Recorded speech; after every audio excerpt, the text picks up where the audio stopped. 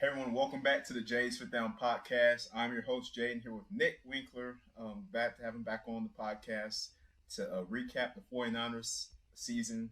Great year, but didn't end the way they wanted to end. But before we get into that, make sure you guys check us out. Always YouTube, Spotify, wherever you get your favorite podcast. It's where we are. Nick, thanks for joining us today. Yeah, my pleasure, Jay. Yeah, so like I said, man, great season for San Francisco. Finished 13-4, made it to the NFC Championship game, but it didn't go your way. So can you just kind of recap the season for San Francisco this year, and highs and lows, and obviously the end result there? Yeah, I mean, it was a roller coaster, right? I mean, they came out and Trey Lance was their guy, and Jimmy Garoppolo was gone, and then Jimmy had the surgery, and so no one wanted to trade for him, so they re-signed him to like the smallest deal possible. And then Trey Lance gets hurt, right? And then Jimmy Garoppolo steps in. And it's like, all right, this is good thing we had him around, right? And the 3-4 start, and then you get Christian McCaffrey, and it just things just went right. I mean, that was just it. That was what they needed. And then obviously Garoppolo went down, and the Brock Purdy story is just incredible. It's just one of the best stories of football this year. A guy, obviously, everybody knows the story, Mr. Irrelevant, third string quarterback, and what he did when he took over was just incredible. And if he stays healthy in that NFC Championship game, obviously, I think it's at least a better game than it was. But in my opinion, I think the 49ers win that football game. But that's the game. It takes a lot of luck to win a championship, and the 49ers just didn't have it at the end. And they've been in 3 of the last 4 NFC Championship games. So I expect them back there again next year, and hopefully it's a better result going into next year. But it's going to be a lot of fun, I think, going into training camp, because Trey Lance is going to be healthy, and you hope that by the time camp rolls around, Brock Purdy's been healed up, and I'd love to see an open competition. I mean, I think Brock Purdy's definitely earned those first team reps. Like, he gets the first snap, right? But then maybe Trey Lance gets in there and takes the second snap. I want to see what these guys both have, because we've seen what Brock Purdy can do. And it's top-tier quarterback. The guy was top 3 or 4 in every stat from when he took over as starting quarterback until the end of the regular season. So it's incredible what he's done. I look forward to what he's going to do. And we all know what the sky looks like for Trey Lance, too, right? I mean, it could be the best quarterback in the NFL also, but we just haven't seen it. He hasn't been able to stay healthy. So here we go. It's off-season time. Let's start talking about free agents. Let's start talking about needs and wants and drafts, and I'm ready for it. Yeah, man, it's a great time. Football is year round. And it is. They say it's the off season, but it really isn't an off season. It's year round, constantly. Yeah. And that's what is so fun about it. This is the time of the year, like you said, free agency. The coaching changes, all that stuff, and so yeah, man. How do you think Philadelphia is going to do now that they lost their? I like to call it, they got Shanahan, right? So they came in and took both of their coordinators. How do you think they're going to handle it? Right? They're big tough, losses. Man. Big losses, especially offensively. Shane Steichen, he great game plan, obviously, this year, especially in the Super Bowl. It seemed like the game plan was great. Jalen Hurts executed perfectly. They had full control of that offense, and he deserved that head coaching job in Indianapolis. And defensively, Jonathan Gannon, he had a top defense this year. Sure. The problem was in the Super Bowl, they could not get pressure. They disappeared. And then, you had late in the game, in the second half, they just completely folded. I mean, the Chiefs scored on every possession. And so I was questioning Gannon's and his staff. I was questioning their defensive play calling there in that second half. So, and I know a lot of Philly fans are happy that he's gone after that game. So what are your thoughts on that, man? Yeah, I mean, you said it. I think that all season long they relied on that 4-man pass rush, which is a lot like what the 49ers do. You expect those 4 guys to get in there and get pressure or get some sacks, and it worked for them all season long. And I don't know if Gannon had a backup plan ready to go for if it didn't work out, because it didn't work out. We saw Patrick Mahomes out there just dissect that defense in the second half.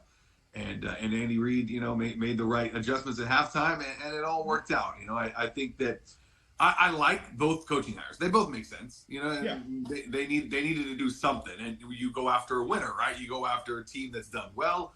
some guys that have done well in their respective positions. And both of those guys did do well. And that's to get back to the 49ers for a second, we're talking about coordinators. They brought in Steve Wilks. Like, I love that hire. Like, that is huge. I thought he should get the Panthers head coaching job with what he did halfway through the season, and he turned that team around. Like, he is a leader of men. And the 49ers, he's got a tough task ahead of him, though, right? You go from Saleh to Ryans, and I was like, those were top at least 3 defenses every single year. And now you got to take over. So at first you think, oh, what a great spot to be in, right? You got these great scheme already in place. You got great players. But then it's like, oh, but now you actually got to deliver, because if you don't deliver and you got a lot of those same guys, then it says a lot about who you are. But I think they got the right guy for the job in Wilks. I love that hire for the 49ers. Yeah, me too. Steve Wilks is, of course, a guy that he's been in the league, a long time. And he was also head coach for the Cardinals, unfortunately. Yeah. Bad spot for him there, but was a long time ago. Yeah, he didn't even have a quarterback, man. So, yeah. But what I mean by that is, he's got the experience. He's a good defensive mind, like you said. The way he took over the Panthers, when they fired Matt Rule, and they played differently, man. They played with a sense of passion, and they were physical, ran to the football on defense, which is what the 49ers preach. Like that, just run to the ball, swarm. And I think he's going to continue to implement that. So that's going to be interesting. Yeah, that swarm defense. That's what it's all about. I'll meet you at the ball. All right. Let's go. Everybody to the football. Yep. So, yeah, man, it's going to be great. I think it's going to be interesting for San Francisco. Now, what would you say are some areas that they could attack here in the offseason? And I mean, they still had a great year, but, what are some things you think they can improve at? I think the biggest spot would probably be the interior defensive line. We all know what Nick Bosa did, but he was about it, right? I mean, there was a couple of cool plays by Ebukam and, Jordan Willis had a couple of great moments, and this and that. And there was a lot of moments for these guys, but you got to get him some more help. You got to get him another guy, and maybe you go out and you get a big nose tackle, somebody that can be a run stopper there in the middle. Because Eric Armstead's been doing that, and he's been pretty good at it, but I think that he needs to play a little bit off center, like maybe more towards the tackle opposite side of Nick Bosa might be a great spot for him as well. Get him a lot of single looks and free him up a lot to go after that quarterback. But that seems like the biggest area of concern for the 49ers, or not necessarily concern, because that to me I think it was a good part of their defense. But if they really wanted to go get it, that's I think where they should attack. The biggest area of concern I think is the offensive line. Because you're going to lose your right tackle in Mike McGlinchey. You're just going to get outpriced. He's going to be one of the top tackles available on the market, and somebody's going to give him $12 million, which is just way too much money for the 49ers to spend on a right tackle. So it's going to be interesting to see what they do there, what they do at guard, even what they do at center. I think left side of with Banks and Trent Williams, you got that covered for the 49ers. But then you've got 3 offensive lineman spots that will probably be up in the air heading into camp, and so it'll be interesting to see if they go after free agent, if they think they've got the guys from within that they can promote. Maybe even you got some guys on the practice squad that had some really great years, like Jason Poe. There's some guys out there that the 49ers are keying in on right now that I know that they're going to sign a couple guys. Maybe no splashy free agents. I don't think you're going to see any of that because they got to pay Nick Bosa, first of all. You got to get this guy locked up for the long term. So I think that's going to be maybe one of their first areas of concern going into the offseason.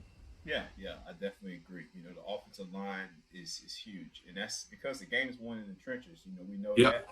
You look at the Chiefs; their offensive line didn't allow a single sack. I mean, Patrick Mahomes looked like he was just fine back there for most of the game. And so even on that ankle, man, he came back out. But yeah, so I think, like you said, offensive line definitely. Would you possibly say the secondary? Yeah, I mean, you could definitely say that, right? I mean, they came into the season and were expecting Emmanuel Mosley to be a big part of the defense, and he got hurt, right? So that's kind of been his MO. He's a great football player when he's on the field. He just hasn't spent a whole lot of time on the field. So I don't think they're going to bring him back. Or if they do, it'll be at a reduced salary, and you can't expect him to play, a full 17-game season. They've got Ward. He just lived up to every single penny they paid him on the season. Diamante Lenore also had another great end of the season. He was a little, he had moments early on where oh, this isn't going to work out. But no, he really turned it on, played great in the postseason. They still got Ambry Thomas too, who saw a lot of action 2 years ago. This last year kind of got beat out by Lenore and didn't really see a whole lot of action there on the outside with both Lenore and Ward staying healthy. He was kind of that fourth guy, right, after Mosley, and so he never really got on the field. He was doing a lot of special teams, so maybe he's a guy that they could plug in there. Probably going to lose Jimmy Ward. He's another free agent that's probably they're just going to get outpriced, right? And Gibson, too. Gibson is a free agent as well. They're strong safety. So it'll be interesting to see where if they re-sign him. He's kind of a guy who might retire at the end of the year, and they might be able to bring him back for like, veteran minimum or close to that. But you got Hufanga back there, and you got Ward. So you got like 2 of your 4 spots secure, locked in, 100%. I say 5 spots because nickel's kind of the base now in defense, and that's kind of what Jimmy Ward was playing most of the season. But I bet he ends up in Houston. Don't be surprised you see Al-Shaair also headed over to Houston, a couple of 49ers that they're going to miss for sure next season. Yeah, definitely. Yeah, so, and Tashawn Gibson, you mentioned, I think he flew under the radar, in the league. He was a huge pickup. And it goes to show you that, like, a lot of these teams want to go after these splashy guys in free agency or whatever, and they don't. But you got to understand, you got to go after guys that are going to do their job. It sounds nice, right? You get whoever, like these type of guys, the superstar players, whatever. But as long as you get guys that are going to come in and do their job and hold themselves accountable, hold everybody else accountable, that's going to help out. So, good. Yeah, he had a good relationship with Hufanga, too. A great article I just read recently that they're like best friends, and he feels like he's been reborn because he's playing with this young guy who's still got all this energy and excitement. So I wouldn't be surprised if he's, if they have pretty much the same secondary that they ended the season with this year, starting the regular season with Lenore and Ward there on the outsides. But it'll be interesting to see what they do at nickel cornerback. That's a huge part of it. We mentioned that, that's kind of the base defense now in the NFL because a lot of teams like to throw out, 3 wide receivers. So you need to have that nickel back just always kind of ready to go.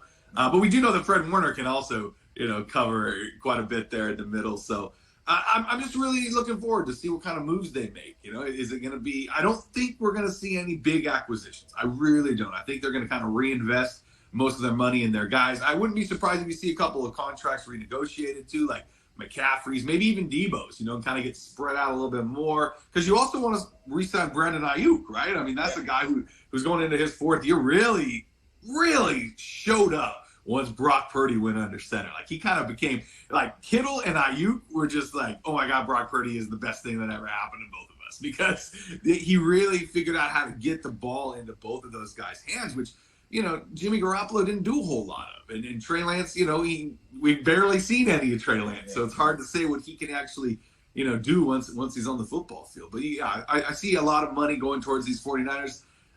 And don't be surprised if somebody comes calling and wants to come get Trey Lance and the 49ers are listening. I don't think they're going to actively shop Trey Lance, but I wouldn't be surprised if people are calling, right? I mean, this is a young guy who's, still has a huge ceiling. And if you can get some picks for that and maybe bring in a veteran quarterback to back up Purdy, I wouldn't be surprised if 49ers pull the trigger on something like that. Yeah. I was just going to ask you, do you think that, I heard the rumblings, that they might trade Trey Lance. So you think that could possibly happen? Or it could, right? I mean, anything could happen in the NFL. Christian McCaffrey got traded last year. Like stuff happens. Guys get traded, and Matt Stafford got traded. So things happen. I don't think the 49ers want to trade Trey Lance. I think that, especially with what happened last year, when you got down to essentially 4 quarterbacks, until you just ran out of them. You just didn't have any more ready to go. So I know that they want to have a lot of capable quarterbacks. And I know they still believe in Trey Lance. They still want Trey Lance to win that job.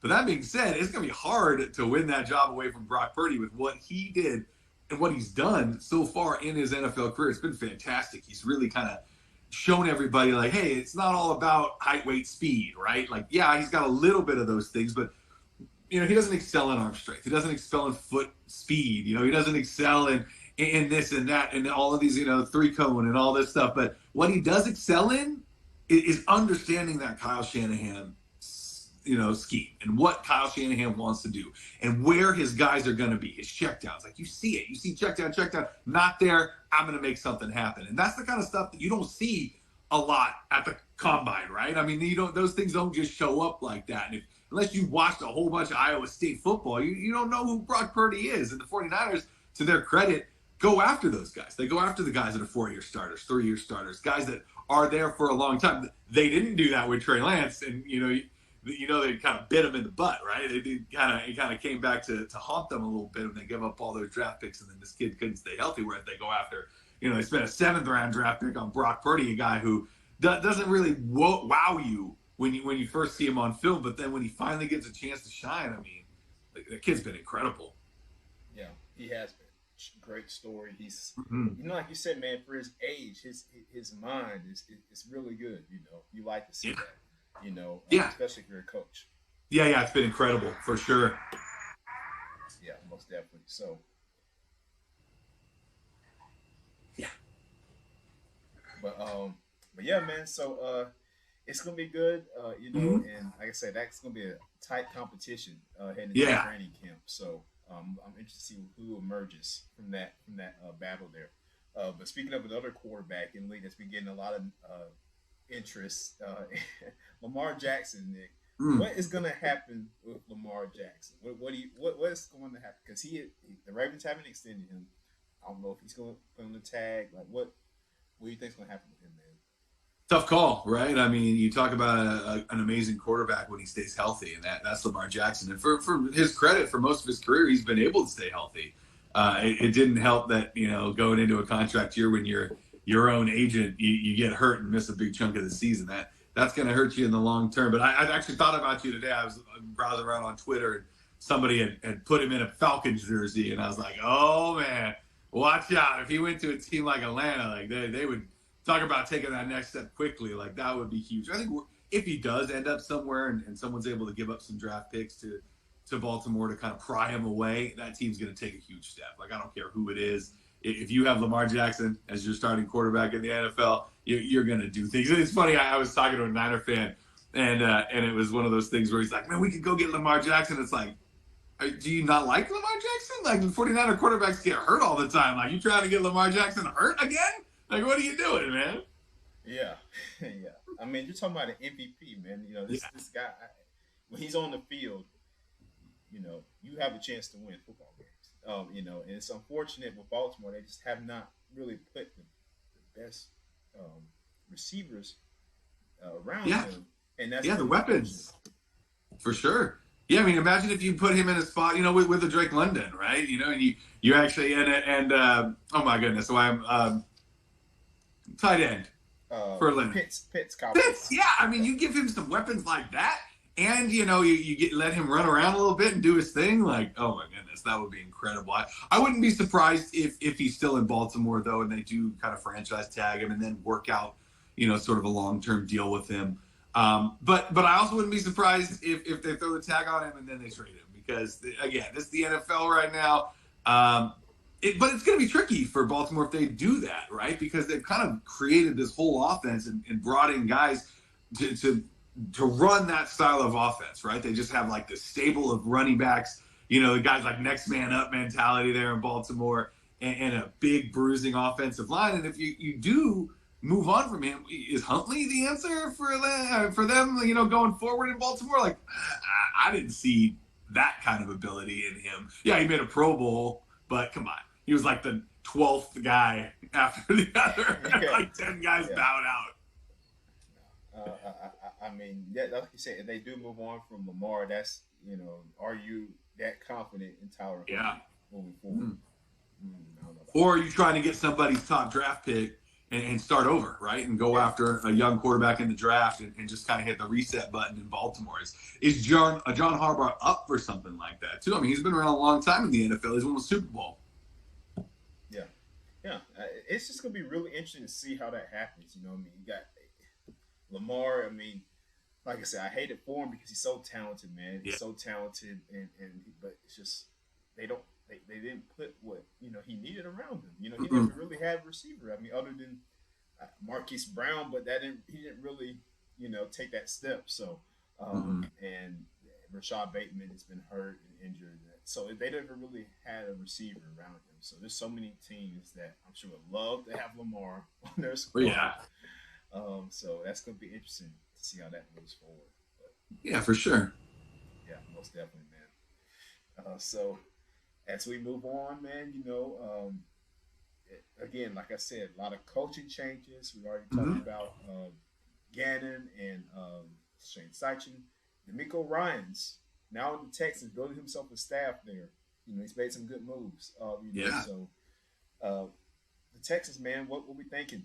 You, I mean, and you gotta love it, right? I mean, yeah, maybe not in year one, right? Like maybe he right, comes in, gets 4 or 5 wins, something small. You can't expect them to immediately become super successful, like with what happened in Miami, when Mike McDaniels took over. But that being said, they have a lot of draft picks the next couple of years, and if he brings in his guys and he builds that defense, the way he helped build it in San Francisco, then you're immediately going to be a contender. When you can stop teams, you're gonna win football games.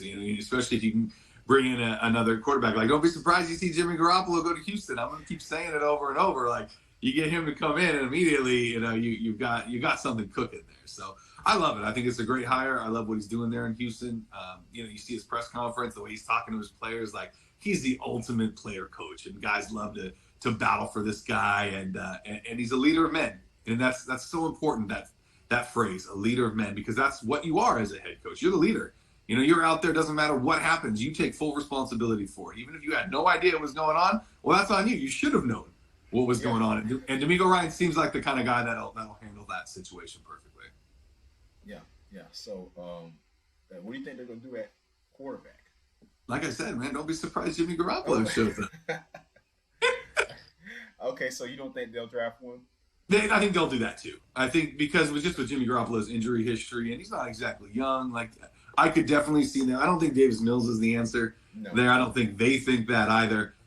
So yeah, I wouldn't be surprised if they went after a quarterback, or maybe even went after Lamar Jackson. Like, there's a lot of stuff that can happen, and who knows what it's going to be. But I expect a veteran quarterback to be signed. Oh yeah, yeah. And I wouldn't be surprised if they spent one of their top draft picks on a quarterback as well. Yeah, I think Let so. him sit, right? Let him learn behind a guy like Jimmy Garoppolo. Hey, wouldn't be a bad move. Yeah. Jimmy is a pro's pro. So, Mm-hmm. yeah, man. So like I said, I'm excited for it. Another season going by, the champions being crowned, and now we're heading to the new year. So, 32 teams who will emerge. We'll find out in about a year from now. So if you had to pick 2 teams right now that didn't make the playoffs, or at least one team that didn't make the playoffs to make the playoffs and go on a little bit of a run next year, you got a team in mind? Oh, that's hard, man. I got one right off the top of my head. Easy. I'm gonna say the Detroit Lions. That's the one. That's the one, right? I mean, they were so close. Yeah, they're gonna have some money to spend as well, and I wouldn't be surprised. And they kept their coordinators. Like, everything kind of stayed in place for Detroit. So don't be surprised to see them take a big step. Also, the Jaguars made the postseason. Don't be surprised if they're contending again next year. I mean, let's not forget they went out and got Calvin Ridley. Yeah. Can you imagine if he comes back and he's anything like he was before he left the NFL? Like, oh man, that would be quite the offense there that Jacksonville will be running out there. Yeah, Travis Etienne, Trevor Lawrence continuing to improve year after year. Yeah. And you add already got Zay Jones came Zay on late in the Jones. season. Yeah, Christian Kirk. Jags they got something nice brewing down there in Jacksonville. They do. And They I do. like it. I like it. Another team I would probably say that did not make the playoffs. I would give it to the Oh, I know who it is. It's the Denver Broncos. They got Sean Payton now, right? He's going to get in there. He's going to fix some stuff. He's going to work it out. It could happen. It could happen. I don't, like you said, it's hard the first year, man. Oh, yeah. I mean, but That's a tough division, too. Yeah, it is. You got Kansas City. You got the Chargers. The Raiders, they're probably going to go get Aaron Rodgers, so they're going to be back in it. Yeah, the question only is can that offense get fixed? You think he can fix Russell I think Wilson? he can, yeah. I believe in Sean Payton. I really do. I think that he's got a good scheme. I think Russell Wilson's still got something left in the tank, and if anybody can get it out of him, it's Sean Payton. Yeah, I believe that too. So we'll see, man. It's gonna be good. Yeah, like I said, free agency drafts will be coming up pretty soon, so that's gonna be really interesting. We got the Bears in with that #1 pick, and a lot of rumors that they might trade it. So I'm looking forward to seeing how that all plays out. But Nick, thanks for coming on the podcast today. And any last thoughts before we get off here? No, like you said, it's year-round football, so it's not even like, oh, season's over. Well, the season's over, but the new one has just begun. So let's strap in. It's going to be a wild ride. The rumors are going to be nonstop. There's going to be new quarterbacks all over the place. And a team we're not even talking about here today, is going to spring up again next year and all of a sudden be in the playoffs. We'll be like, how didn't we see that one coming? And it always happens every year. It does. It does. So, but yeah, man, thanks for coming on today, Nick. We appreciate you and your insights, and we look forward to talking to you again. Thanks, Jake. Of course. You have a good one, man. All right, man.